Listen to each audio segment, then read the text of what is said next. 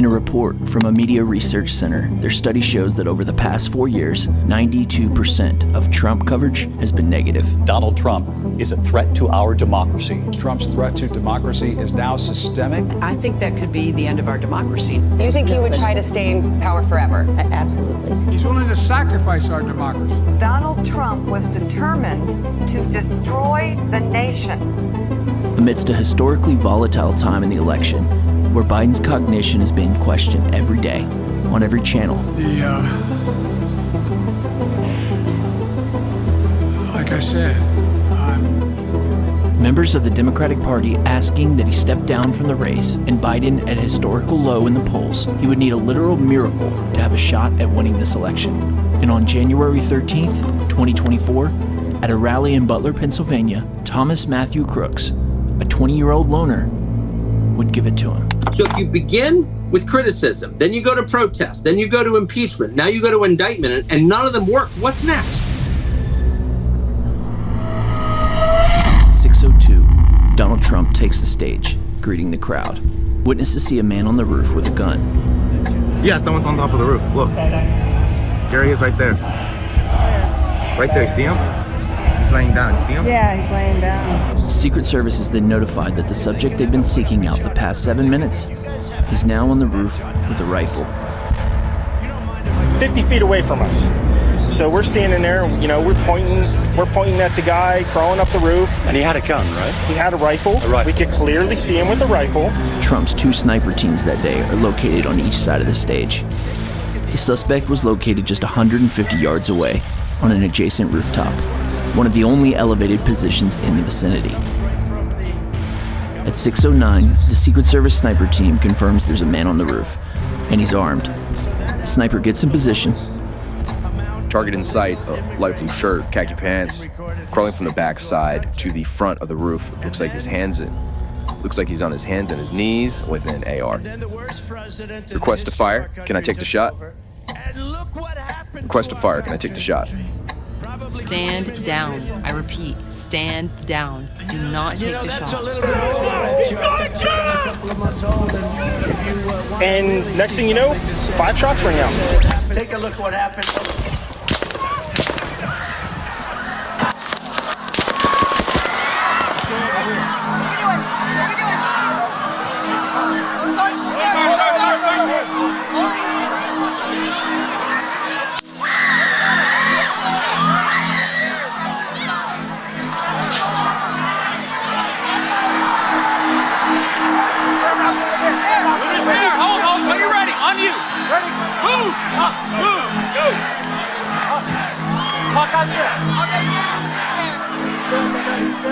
Meanwhile, stage right in the bleachers, a physician helps a fellow rallygoer who's been hit. Somebody over there was screaming, he's been shot. So I made my way over. I said, I'm an emergency department physician. Let me help you. The guy had spun around, was jammed between the benches. He had a headshot here. There's lots of blood. Corey Comparatore, a fire chief from Buffalo, was shot in the head by the gunman. He was survived by 2 daughters and a family. And in a Facebook post from his daughter Allison, she said, "The media will not tell you that he died a real-life superhero. They're not likely to tell you how quickly he threw my mom and I to the ground, and they're not going to tell you that he shielded my body from the bullets that came at us." What happened? The shooter. Here's what we have on him so far. Thomas Matthew Crooks is a 20-year-old male from Bethel Park. He's never voted in an election before. He's a registered Republican, and so are at least one of his parents. He did make a small campaign donation to Joe Biden at one point. His parents are both licensed mental health counselors. His uncle has said he's not spoken to his nephew or his brother or sister-in-law in years. He claims there is zero relationship. Thomas Matthew Crooks was reportedly rejected from his high school rifle team because of his bad shot and his off-color jokes, according to the New York Post. He tried out and was so bad that he was unable to make the team and left after the first day, a classmate said. Earlier in the week, Crooks, a dietary specialist at a nursing home, asked for the day off on Saturday.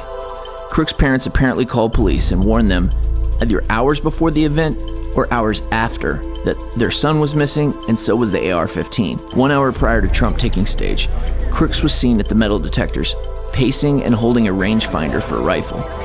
They notified security and made the decision to, quote, keep an eye on him, But because he simply had a rifle accessory and not a rifle, they then let him out of their sights and he disappears from the staging area. At this time, local police have notified the Secret Service that there's a suspicious person on the grounds, and the snipers start looking for him.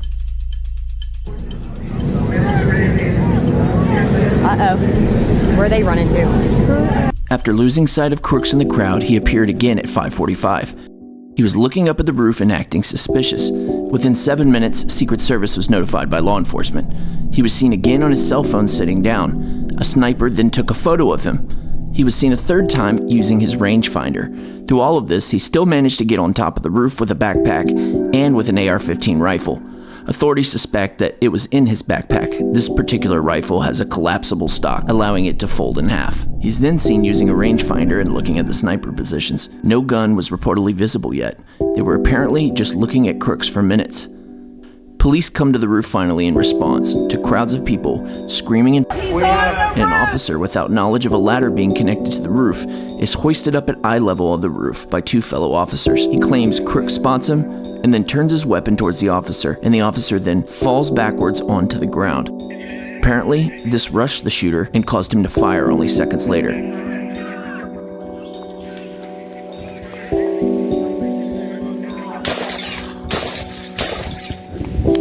A search of Crooks' car revealed 2 remote control IEDs, a remote control for those devices found on the roof, 3 fully loaded magazines, and a bulletproof vest. A person going by the name Jonathan Willis had claimed that he had the sniper in his sights for 3 minutes and was told to stand down. It's unclear whether or not that was a fake account. It still doesn't cover for the fact that all of these events transpired, and yet Trump was never removed from the podium.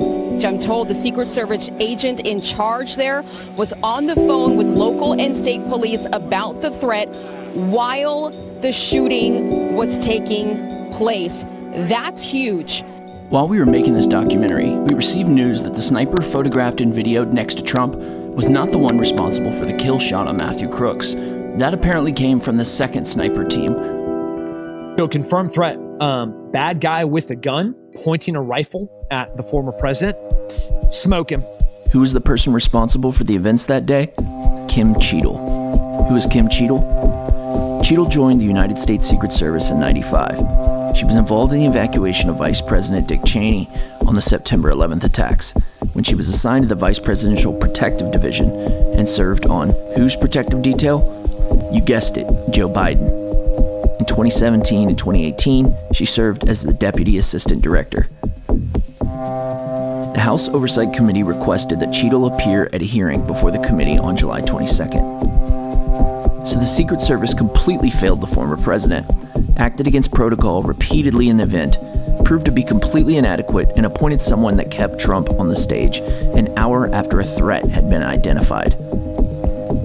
And the person who made all of these highly incompetent and suspicious calls has a close relationship and is appointed by Joe Biden and has a history of suspicious behavior and covering for political friends when she was investigated for misconduct in the past for suspected deletion of Secret Service communication. The day of one of the most questionable government inside jobs in American history, January 6th. As Jon Stewart says,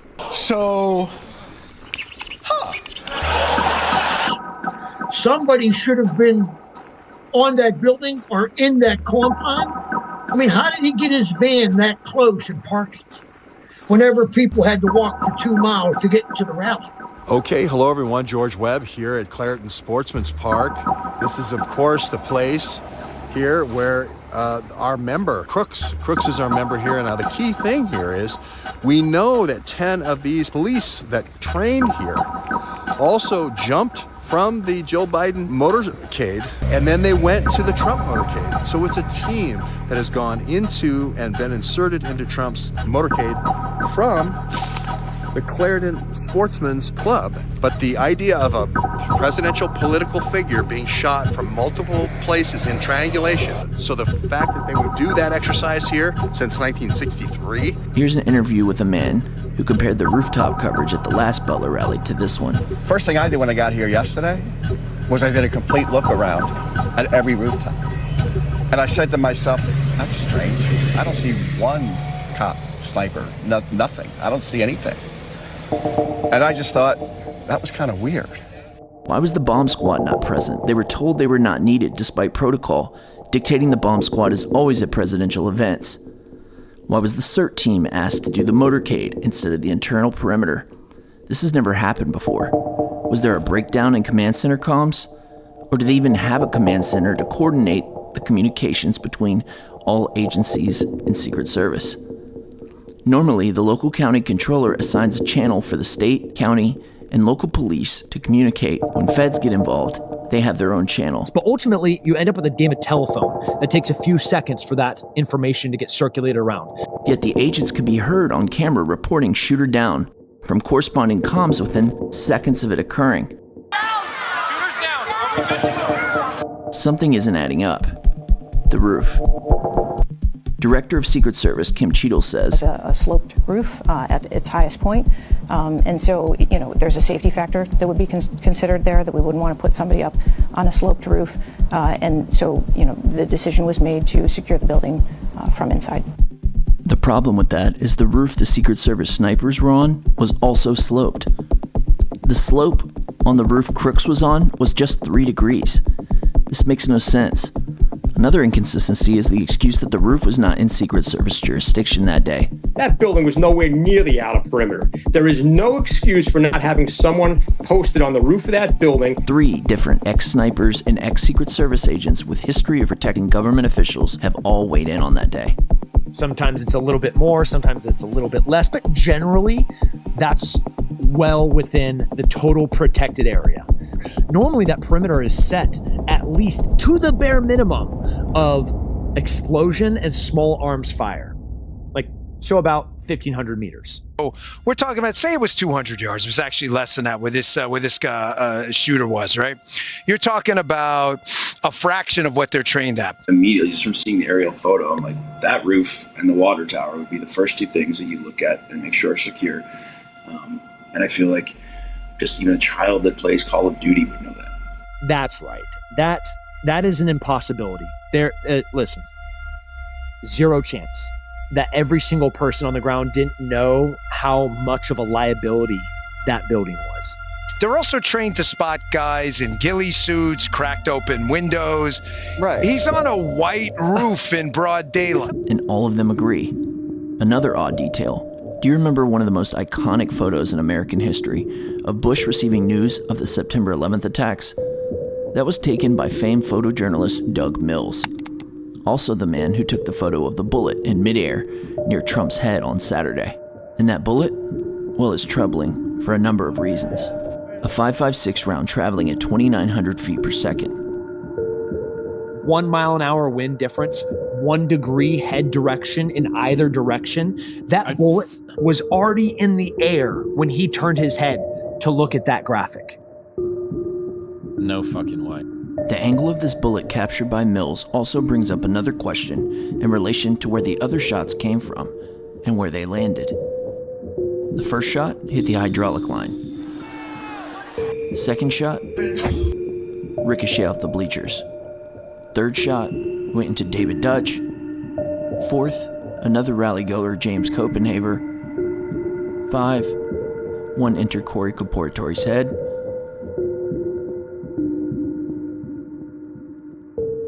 And 6, one went to Trump's ear.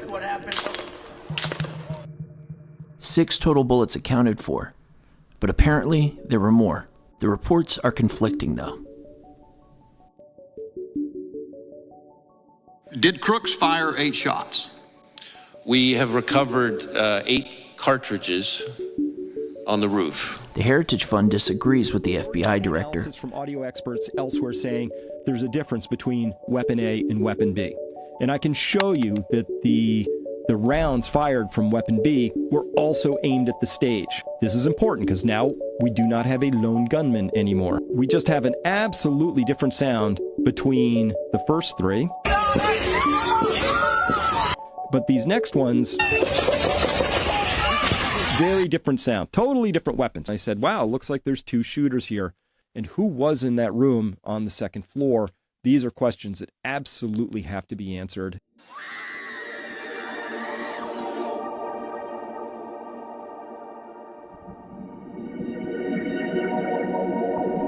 This is a chart of the possible line of sight on the third shooter.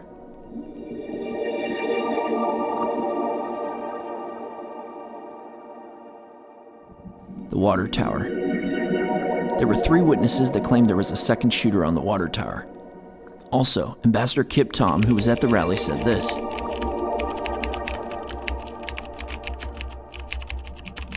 And they had been right by the fence where the other shooter was. There was one I heard in the water tower, there was one by the fence. Here is now they feel that there was 2 shooters on both sides. So they got the one on the tower on this side, but the one on the right side they never got. First crack of the gunfire, and I just screamed, it's the sniper, and he was firing down toward the water tower. That's what we're hearing. And I am not saying that there was not a guy on the roof to the right of Trump, because there was, but there was also another.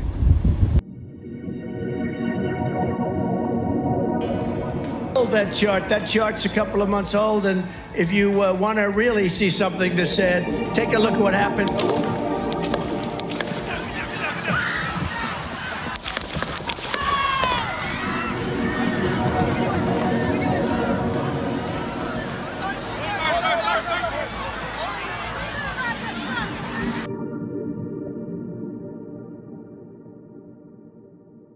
Now we have to take these testimonies with a grain of salt. The sound of gunshots bouncing in between multiple structures can make people think that there are shots coming from multiple directions, and it's common for eyewitnesses' testimony like this to be inaccurate. But it would lend to the theory of professionally planned assassination by using common CIA political assassination tactics of a triangulation of fire. Secret Service released a report very early of the bullet coming from 488 yards. Problem is, the shooter was roughly 150 yards away. What is roughly 488 yards? Butler gymnastics. When you lay out the angle of the building, it's an exact straight line from their roof to the stage. The 2-shooter theory was also popular for the Kennedy assassination. As of today, we still do not have the names of the Secret Service snipers. We have Kim Cheadle claiming 150 yards was out of Secret Service's security responsibilities, claiming a 3-degree slope on the roof was the reason there was no team there. Claims the water tower, the highest vantage point in the area, also was not a concern or responsibility of the Secret Service. We have historically low security detail at an event. President Trump's campaign has requested time and time again, and this is denied by Department of Homeland Security, for additional security. And it's been denied. Like, I know, which is funny that they're denying it. Like, they're denying that Trump's team has requested it, because like it's all going to come out. It sounds like lies and more lies. Even the mainstream media is starting to take notice. He did raise the specter that there's something very odd about this. And by the way, there is. I'm not a conspiracy theorist either, but the idea that the President Trump, who was recently the President of the United States and is very likely to be again, was shot from 150 meters by a kid with an AR-15 who was seen by spectators nearly a minute before he unloaded 8 bullets in the direction of Donald Trump is very, very strange. And if you don't think it is, then I think you're being a little bit disingenuous. Now we're attempting to kill you and take you off the stage. Trump and his team have said, do not, no, I agree. Dial it back. Do not blame this on Joe Biden. Oh, well, actually, I didn't say Joe Biden. Someone on the inside of this thing helped or assisted or turned a blind eye or whatever somewhere, because to me that is impossible. The shooting of President Donald Trump yesterday, without a doubt in my mind, was a planned and coordinated attack on the president inside our government, our local agency, or police force.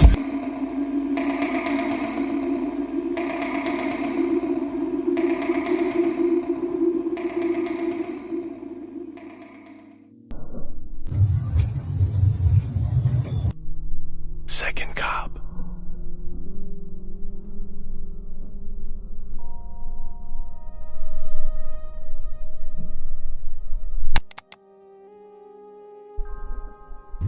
What are these guys doing? Second cop appears again.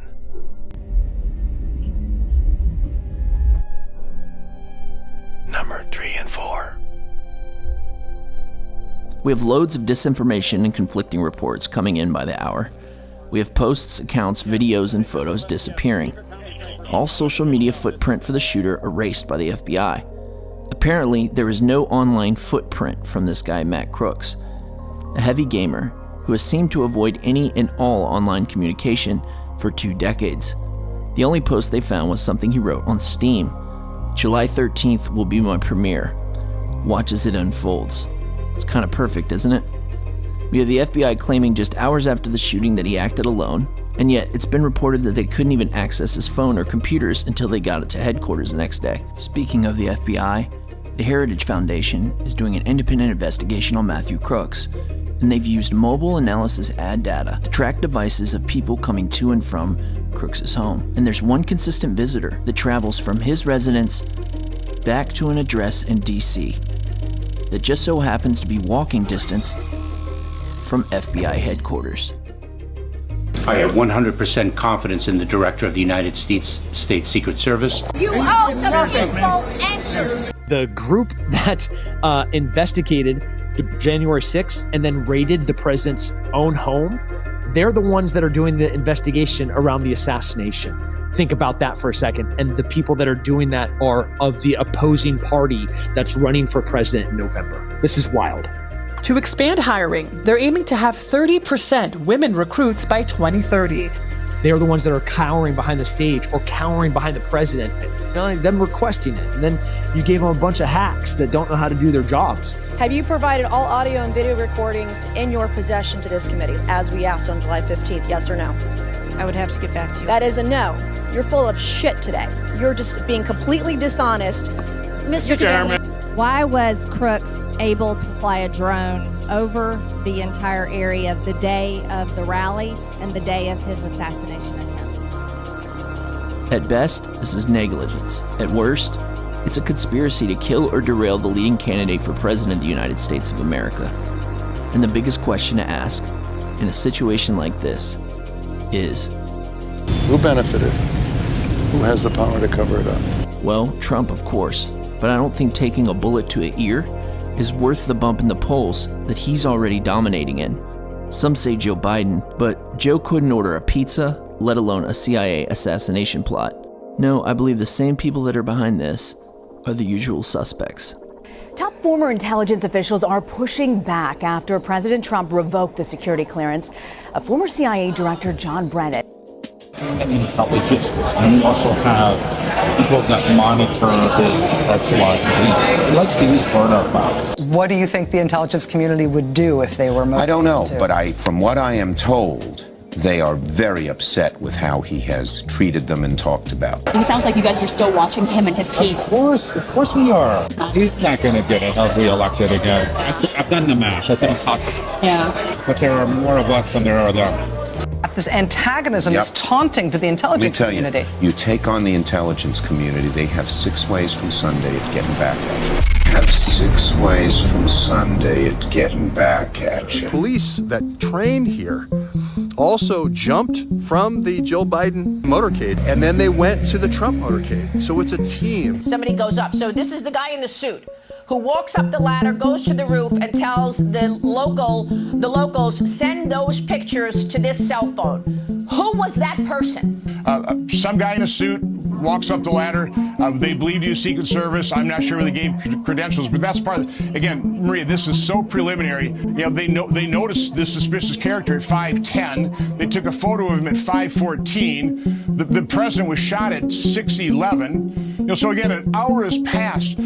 It's everything you would assume about Secret Service protection of a former president was not true. It didn't happen. It's just baffling to me. It should baffle the American public. That's why we need to find the answers and find out what actually happened. Now here. we have a president who, if reelected, is planning on cleaning house. We all remember what happened to the last president who posed such a threat to the intelligence community. Just like the day of JFK's assassination, where the Secret Service was told to stand down. 2 agents at the rear of Kennedy were pulled off his motorcade right before he turned down the last street he would ever travel. He came back, then they indicted him. It didn't work. He became more popular. Then they indicted him 3 more times, and every single time his popularity rose. So if you begin with criticism. Then you go to protest. Then you go to impeachment. Now you go to indictment, and none of them work. What's next? They're still going to have to go out and put a bullet in Donald Trump, and that's a fact. Democracy is dead if Trump is reelected. Let me give you one bottom line. As a former government official, government's going to kill this guy. I mean, graph it out, man. You take on the intelligence community, they have 6 ways from Sunday at getting back at you.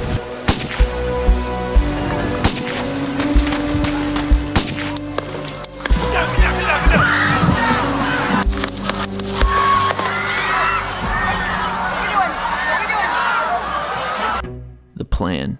2 months ago. We are following breaking news out of Iran for you, where the government is expressing condolences over the deaths of President Ibrahim Raisi and the country's foreign minister and 7 others in a helicopter crash. I'm convinced that you all, in your lifetime, will get to celebrate that very moment when the regime in Iran collapses. The deep state is simply a term to describe the military-industrial complex that has devoured our nation's political system almost a century ago. These gentlemen are with the CLI. The Committee for the Liberation of Iran, Mr. Barnes. What if the neocons were panicking about Trump's re-election, stressed about Biden's nosedive in the polls, and they employ the CIA to stage an assassination attempt? There have been over 87 Trump campaign rallies since the 2020 election. Do you know the first one selected to be live streamed by CNN was Butler, Pennsylvania?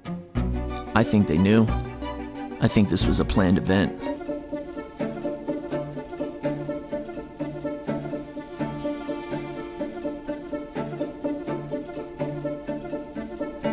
Why would the deep state carry out an assassination attempt on the president? In the Trump tapes, we hear Trump showing proof of General Milley pushing him to invade Iran. He said that I wanted to attack Iran. This was the Defense Department and him. This was done by the military, given to me. Trump refused. We need to clean house of all of the warmongers and the deep state and the national security industrial complex. This position is why he's the enemy of the powers that be. I want people to stop dying, and there'll be no more bombing of Ukraine. Corporations like BlackRock have too much invested in Ukraine. In their eyes, the war must continue. This is a war that should have never happened. The big military contractors want to add new countries to NATO all the time. Why? Because then that country has to conform its military purchases to NATO weapon specifications, which means certain companies, Northrop Grumman, Raytheon, General Dynamics, Boeing, and Lockheed, get a trapped market. Mitch McConnell was asked, can we really afford to spend $113 billion to Ukraine? He said, don't worry. It's not really going to Ukraine. It's going to American defense manufacturers. So he just admitted it's a money laundering scheme.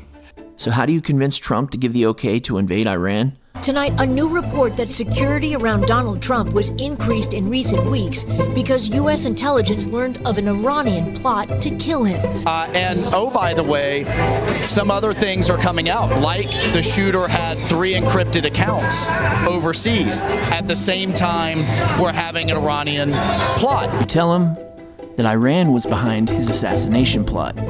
If they couldn't get their puppet in office, they will create a climate to persuade our president to support their foreign agenda. Fake intelligence, which has been the root cause of all these events. Once more, in the best interests of our neocons and their buddy nations. Places like Israel. These guys never lose. They never have, and they never will. The United States stands with Israel. I am very pro-Israel. I've always been pro-Israel. Well, I can tell you there's nobody who's running for president right now in either party who will be a better friend to Israel than me.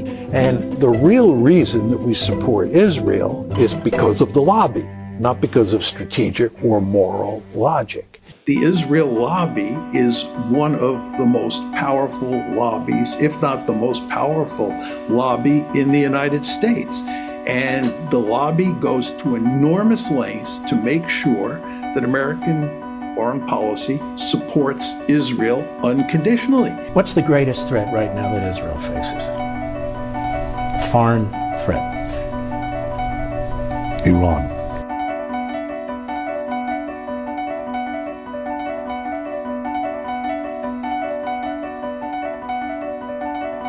Millions of Americans sincerely love Donald Trump. They love him in spite of everything they've heard. They love him often in spite of himself.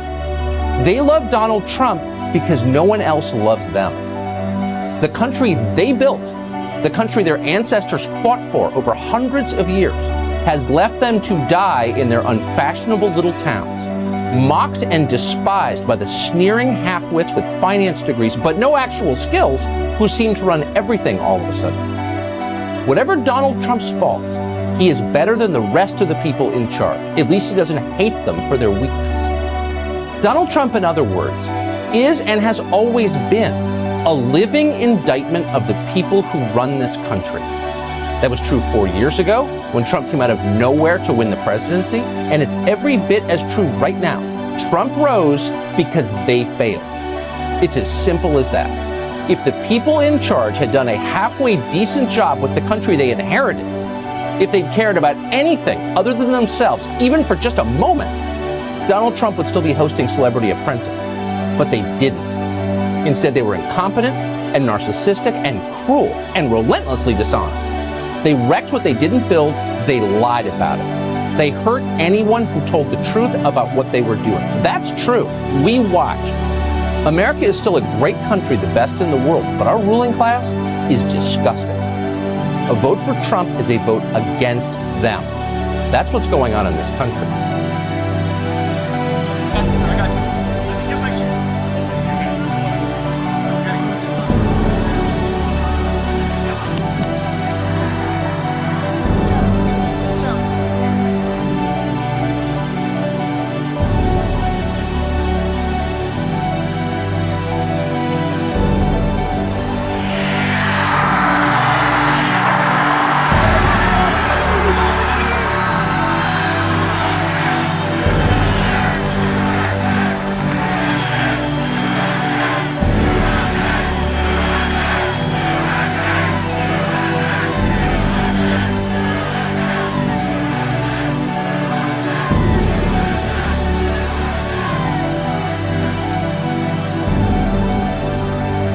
Be sure to subscribe and hit the like button. Stay tuned for more docs on this subject and all other things involving geopolitics, history, and crime. This is the Think Tank Network. I want you to get mad.